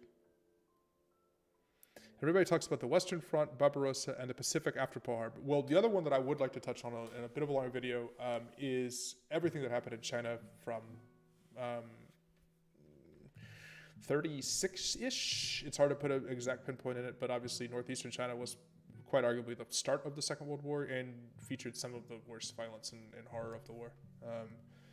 So let's, that's something to talk about. It's not covered in sort of Western European coverage of the war very much at all. It's talked about obviously a lot more in Asia than it is in.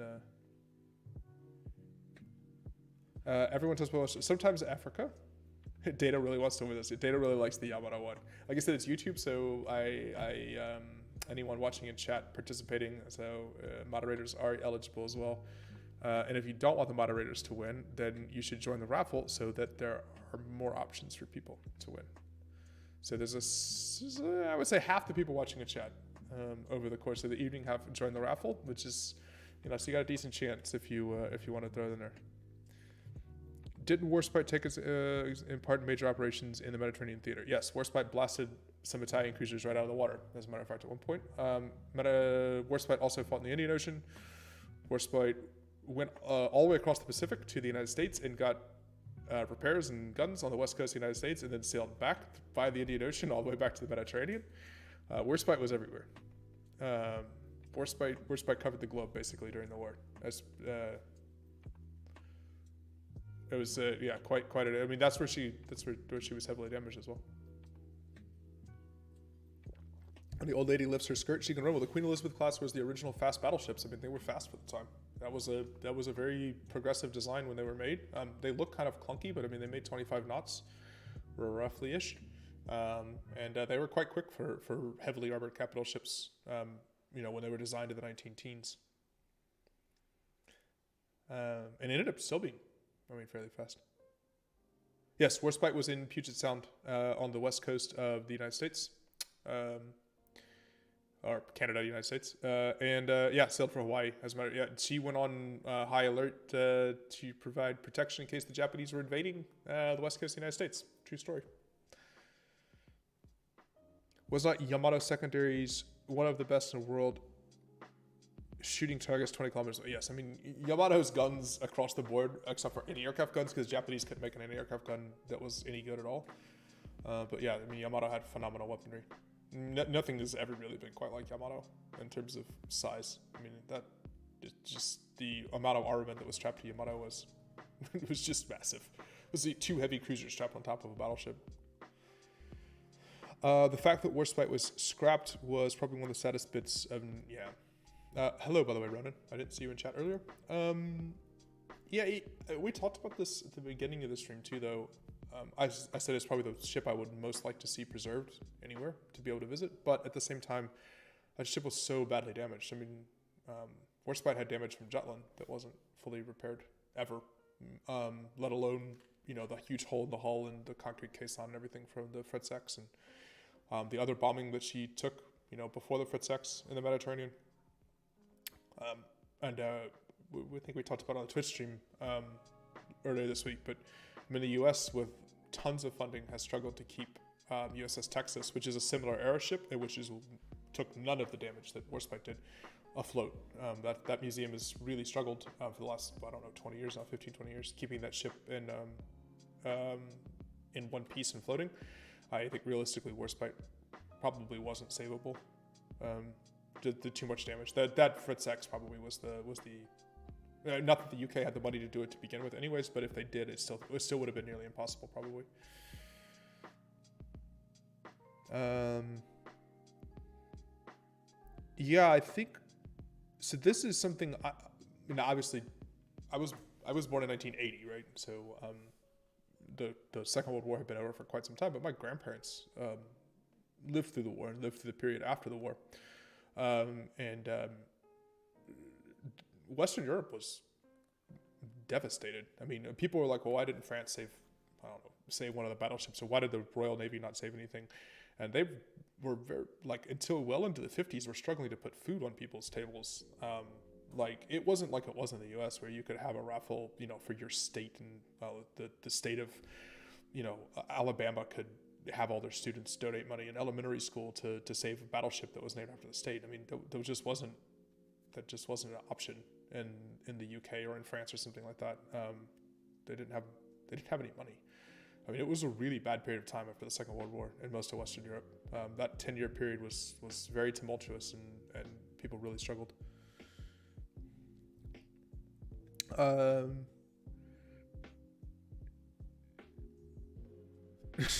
Germans were not allowed to keep Bismarck. I mean, it hasn't been scrapped.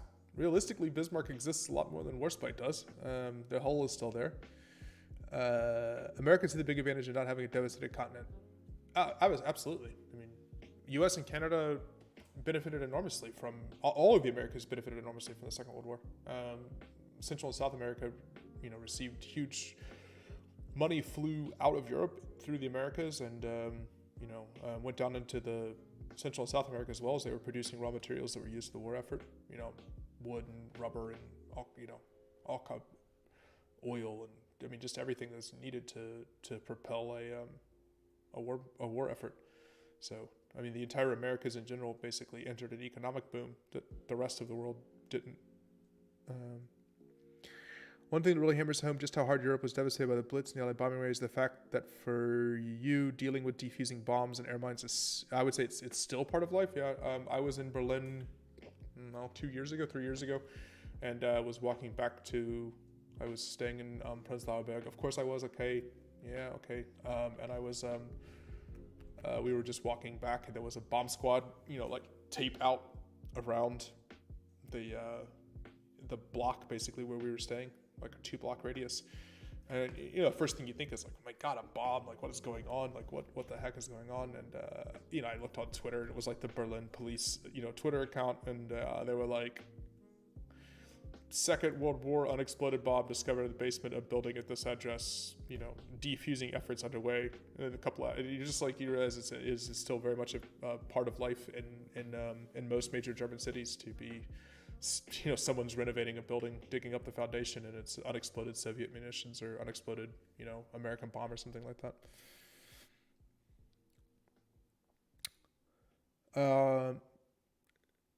Data. There just wasn't sums up Europe after the war quite well. Yes, as well as China.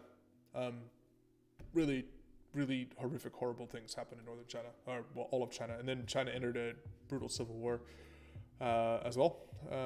Was ongoing. It was like a tripartite. Remember that the Germans were allied with the Chinese against the Japanese for a while in the early 1930s before that went sideways. I mean, that was a war of shifting alliances. I think the two civil wars probably from roughly the World War period. So one of them happened largely coinciding with the First World War. Then one of them happened largely coinciding with the Second World War. Is the Mexican Civil War around the time of the First World War, which was an awful, horrific conflict that no one talks about, other than to make like maybe some jokes or something like that. But that's the Mexican Civil War was really terrible experience. And then what happened in China with their civil war combined with Japanese invasion, something like, depending on documents you read, and no one really knows, but I don't know, 15 to 20 million people died. Pretty horrible experience. Yeah, you still uncover undetonated bombs. That's, I was just talking about the one that I was in Berlin for one. Royal Navy bomb disposal still finds unexploded ordnance across the country. They found one at Portsmouth Harbor before Queen Elizabeth was due to arrive from sea trials. That would be very modern Royal Navy for unexploded ordnance from the Second War to damage their brand new aircraft carrier. Just kind of saying. All the sea mines that are still in the sea, yeah, and all the land mines that are all across Southeast Asia. That is, There's a number of countries in Southeast Asia that struggle very badly with enormous numbers of landmines. 2 years ago, they found a cookie in Frankfurt while we were renovating the Universal Dome on unexploded bombs. The exclusion zone covered all the bank headquarters and their bank vaults. Oh boy. So that's all of Frankfurt. Biggest civilian evacuation since World War II. I missed that story. I didn't see that. Maybe because I never read anything about Frankfurt because it's boring.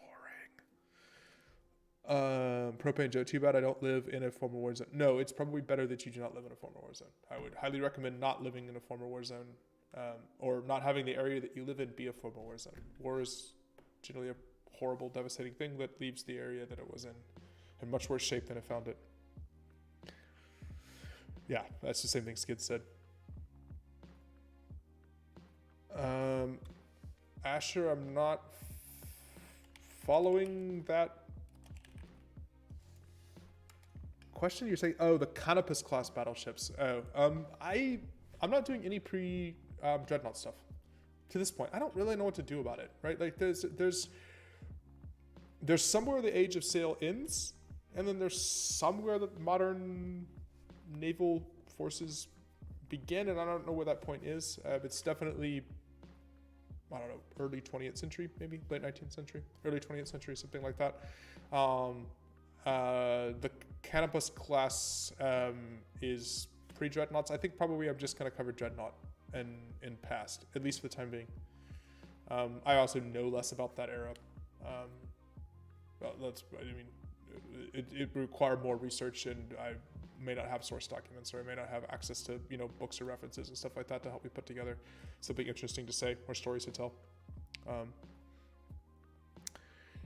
54,000 evacuees. Is that what you're saying? By the way, there are other channels on YouTube that do cover that kind of stuff, and that's the great thing about YouTube, right? There's channels that cover nearly everything. So maybe not in exactly the same time format or structure that you want, but if you want information on YouTube, there's tons and tons of people on YouTube. No Nassau. I don't know. People make enough requests, and we'll and if everyone demands exactly the same thing, then I'll probably make a video. But for now, pre-Dreadnoughts makes it just a kind of an easy line I mean, I know that technically that's not exactly. I'd love to do some of the South American stuff maybe. That's right on the line of Dreadnought, pre-Dreadnought as well. So, yeah, join the raffle.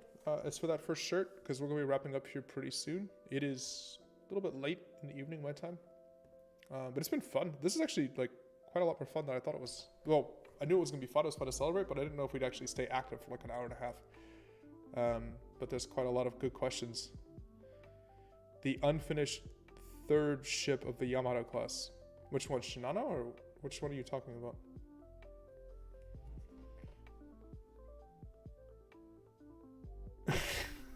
We want X, we vote.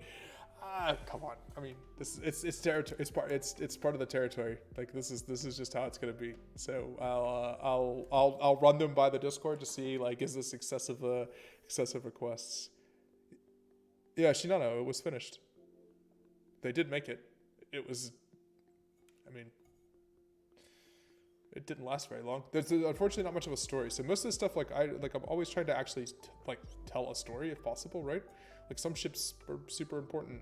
Either they were important for design purposes, or they were important for a battle they participated in, or they were important because, I don't know, a famous person served on them, etc., something like that. And Shinano, there's not much of a story to tell. They had a third Yamato hull, and they made a carrier of it, and it sank and never did anything. Yeah, the largest, dubious honor of being the largest warship ever sunk by a submarine.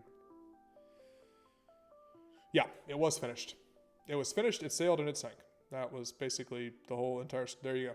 There's your 15-second warships video for Shinano.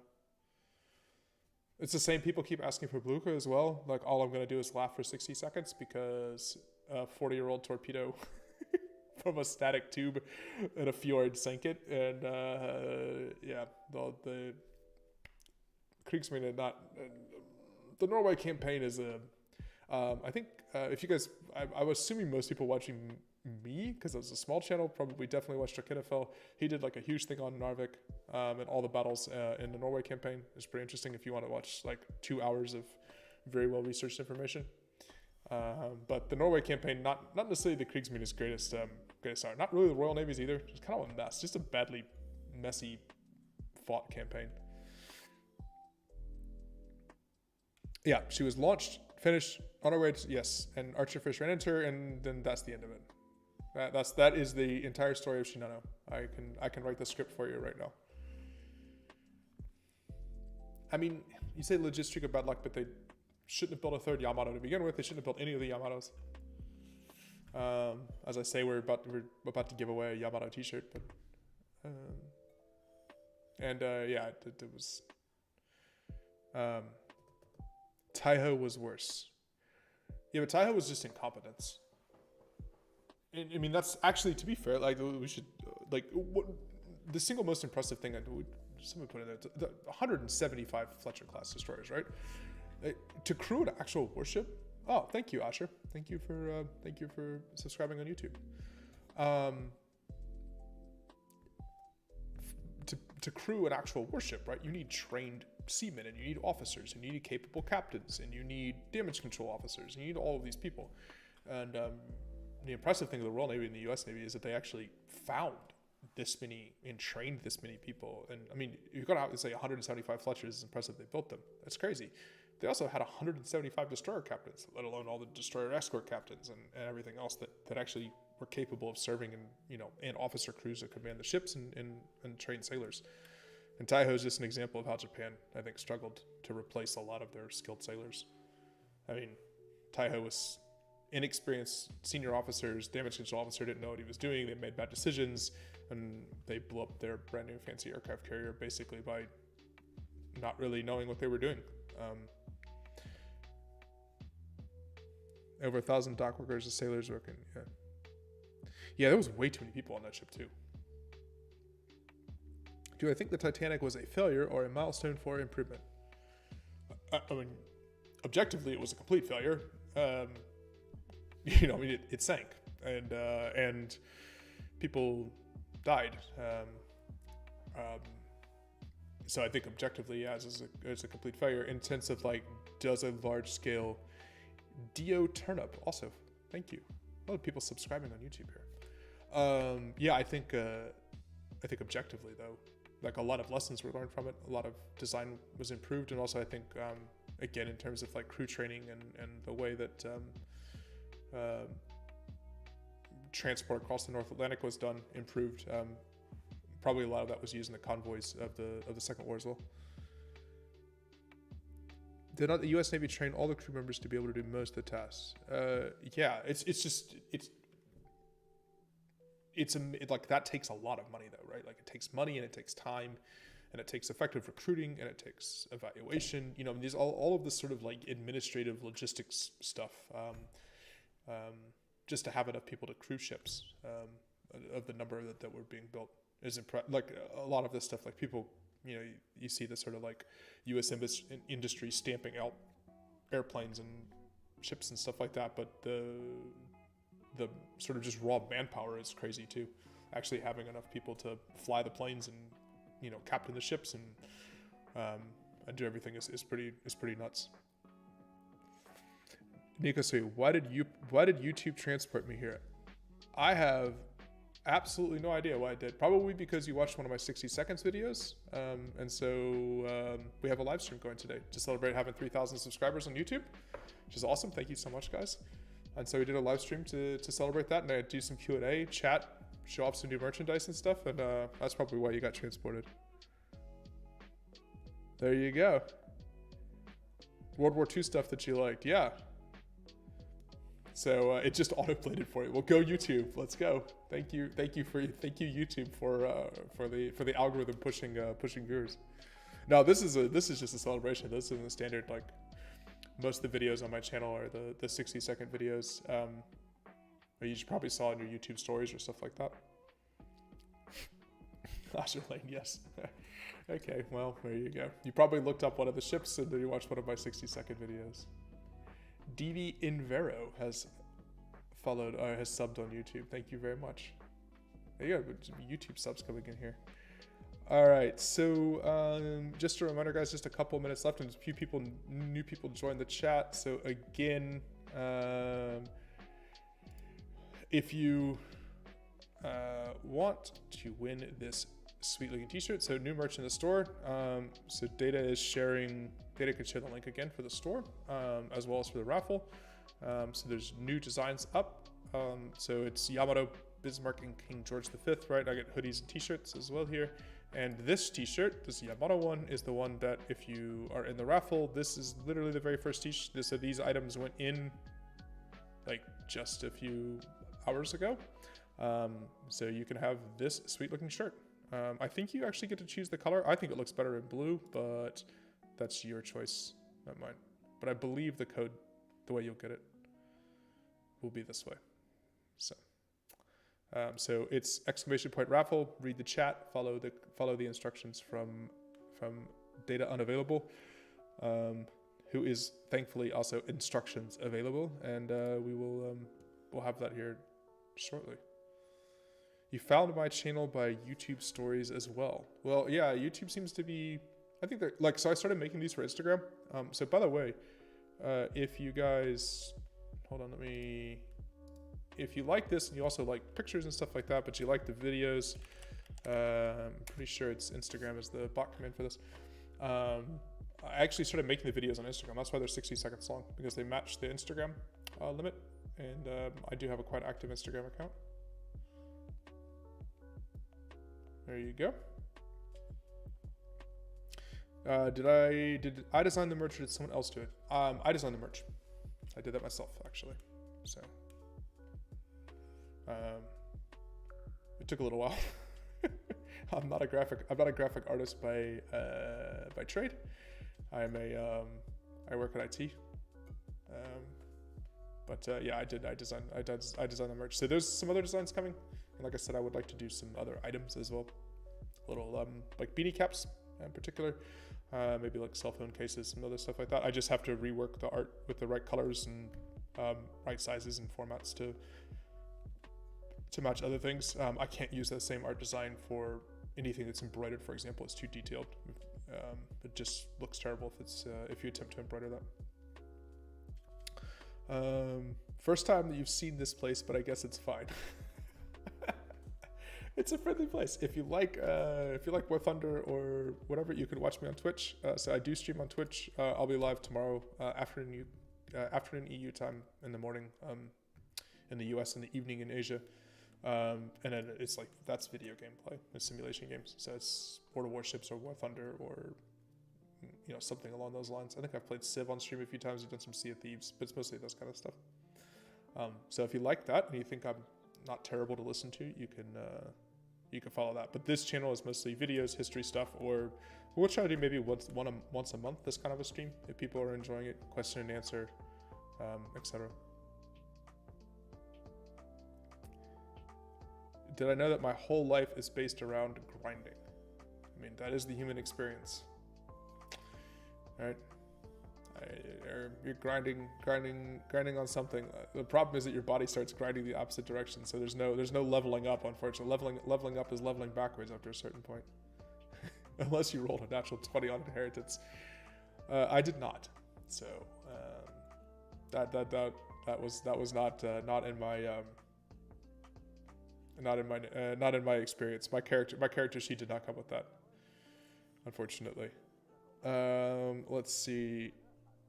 Anybody else? Any other questions stuff here? We're coming up on 2 hours here, so probably I don't want to stretch it out too long because then we end up just sort of chit-chatting and going over the same ground over and over again. But in terms of these streams, if you guys like this format, some question and answer stuff like that, maybe not 2 hours like the celebration stream, but maybe we would do it like an hour, go over some of the new stuff that's coming video wise and stuff like that. I've enjoyed it. It's nice to see, like, interact with people, because you see people's names because they comment on videos, but commenting on videos is a little different than having people in chat and being able to talk directly to them. So that's pretty cool. And join the Discord if you're not already in the Discord. It's apparently the bot Discord link isn't working at the moment. So yeah, I think we're pretty much wrapped up for today. So I'm going to finish the giveaway, and we'll wrap up the stream for this right here. But if you're not in the Discord, please join the Discord. And that's also where you can have input on stuff like what kind of things you do on stream and what videos are being made. And it's where I run ideas past people as well. There's also some history discussions and all kinds of entertaining stuff happening in there. So if you like this kind of content, you can join the Discord. And if you, Data, could you, put the raffle up. All right, so if you're watching and you have not joined the raffle, please do. It's !raffle, and you get a chance to win the t-shirt.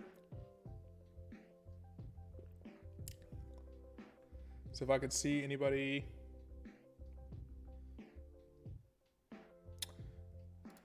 joining here. So let's see how many people we have in it right now. But anybody else before I close it?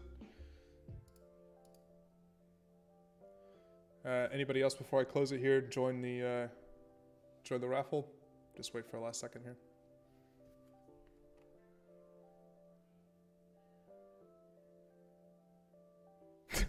I like this format because there's a decent amount of people, so questions can be read. Yeah, I mean, obviously, someone like PewDiePie or something like that is I have no idea how they even handle that. Right? That's not really. You can't interact with stuff. It's nice not to have many people. Oh, are you hoping it doesn't succeed too well? Now, there's a right amount of people where you get to interact with people, and yeah, it's fun. It's nice having a lot of questions to interact to, and like I said, it's nice to see people's names and stuff. All right, guys. So, say 30 seconds after I say this here, so plenty of chance. !raffle if you want to get the t-shirt.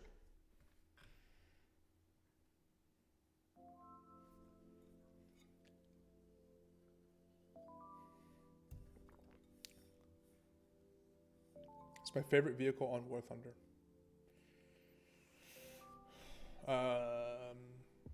FW190 D9. Long-nosed Dora. Just cool plane. Looks kind of weird. I don't know. This is cool. I always love the high altitude Focke-Wulfs. All right, guys. So I'm going to close the entries then. All right. We've got everybody in here. No more fans can enter the giveaway. Let's see. There you go. So RXSH Gamer has won, and I think he said he was ducking out about 15 minutes ago. So I'm gonna send him a message and say that he's the winner. Congratulations. D13 is better than D9. But D9 is cool. I don't know. Is this the typical one? That's the typical one. So if you like the t-shirts and you didn't win one, again, if you like the designs, they're up. It's shop.LastKaiser.com, or you can get the link. I'll put the link up on one of the videos or stuff like that from that point going forward. And we'll have to message our XSH Gamer here and see. Let's see if I can message him here. So we'll get. He's also in my Twitch chat. No data, sorry, but we'll get him the t-shirt so that he can get it shipped out. All right. Thank you, by the way, guys. Thank you for everybody that hung out tonight. Yeah, there's new stuff going on. The channel's fun. It was pretty awesome to get to 3K subscribers. I think we've gone well past that now at this point, but needed to celebrate it, and some announcements and stuff coming up on the stream. And like I said, if you guys enjoyed this, then we'll try to do it maybe once a month on the evening times for which hoodie. I liked the, honestly, to tell you the truth, like I know this is kind of silly. Hold on, we'll wrap this up here, because I didn't think I would like, you kind of are not sure on what you like one way or the other, but I might actually get for myself. I don't know why, but I liked the Yamato one in pink. It just looks cool. I don't know if a 40-year-old man can wear a pink hoodie, but I don't know. I like that color. I mean, it is available in other colors as well, but I like that color of the ones that they had available for hoodies. The dark blue is pretty cool too, because like dark blue is very, very Japanese Navy, very Japanese tradition. Yeah. So, all right, guys. With that, then I'm gonna sign off. Thank you for hanging out this evening. Congratulations to RSXH for the first of the Yamato t-shirts. Am I gonna do a giveaway again? I'm sure that I'll probably do a giveaway again. Yes, definitely. If we do monthly live episodes like this, we'll probably do some kind of merch giveaway. Maybe it'll be a different item each time. Something, probably whatever new designs are. So if I come up with something new, we'll do it then. It's less pink and more Sakura, so it really fits. I know, that's what I'm saying. I saw it and I was like, it looks really good. Like the dark blue makes it pop too. Yep. All right, cheers, guys. Then I'll wrap up. Thank you so much for stopping by and hanging out on the stream. Thanks for all the questions. And then we'll close the Q&A channel in Discord for now, and then open it back up again for the next time we do something like this.